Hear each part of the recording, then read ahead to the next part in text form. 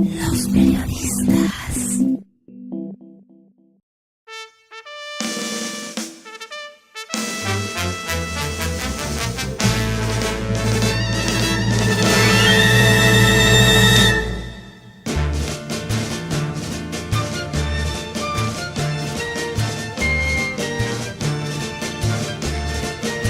Hubo muchos gobiernos de Puebla negados a respaldar la gastronomía barroca angelopolitana. Incluso la condenaron y persiguieron. El tema se remontó a la gran influencia liberal de los redactores de discursos de los gobernadores, quienes subrayaron una tendencia contra toda manifestación conservadora, y a los chiles en nogada se les declaró oficialmente imperialistas. Así lo expresaba el aventurero Salacaín ante quienes, asombrados, escucharon un relato anecdótico sobre cómo se hizo posible la supervivencia del platillo típico de la temporada de agosto y cuya leyenda, ligada a Agustín de Iturbide, fue la principal razón de su poca evolución y prácticamente su ocultamiento de las mesas públicas. Fueron a principios del siglo pasado las familias poblanas de aristocracia las responsables de conservar las recetas y preservar las costumbres de la forma de vida del siglo XIX en la capital.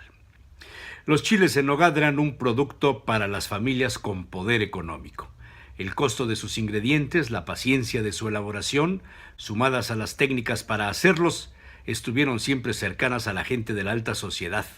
Por esa razón, el platillo poco trascendió a otras clases sociales.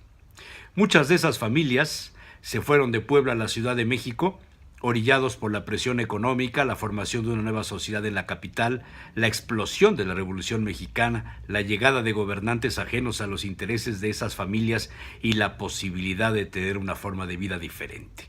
Y con ellas se fueron algunas costumbres como la elaboración de los chiles en nogada. Así la costumbre en la ciudad de Puebla se redujo notablemente.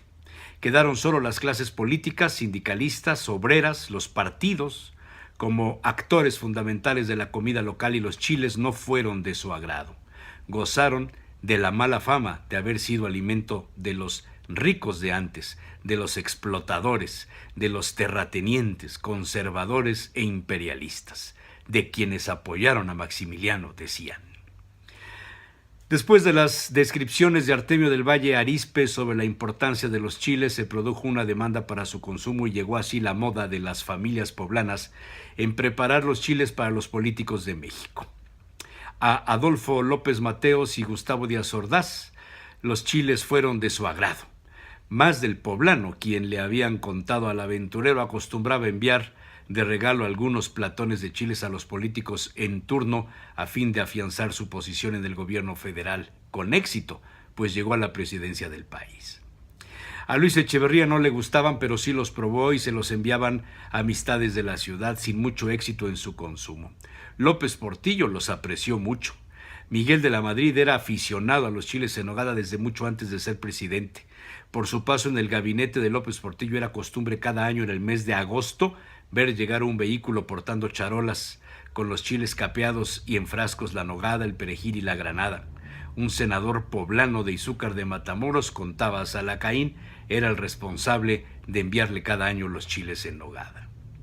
De Carlos Salinas, Ernesto Zedillo y Vicente Fox poco se sabe sobre su gusto por los chiles en nogada, pero de muchos de sus colaboradores sí.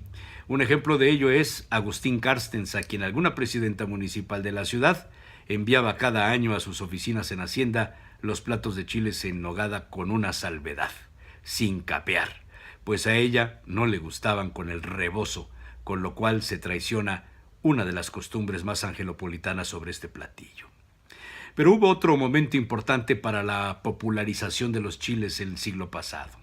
Por la década de los 80, el restaurantero Armando Mújica Pérez Salazar se lanzó a la aventura en un programa de radio para convocar a los poblanos a sacar las recetas familiares y participar así en la primera muestra gastronómica del chile en nogada.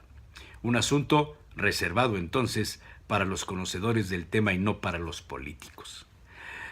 Con el paso del tiempo, la muestra se popularizó y realmente se convirtió en un evento con categoría, pero siempre enclavado en los aspectos políticos y no precisamente gastronómicos. A últimas fechas, el chile en nogada, por desgracia, se ha masificado.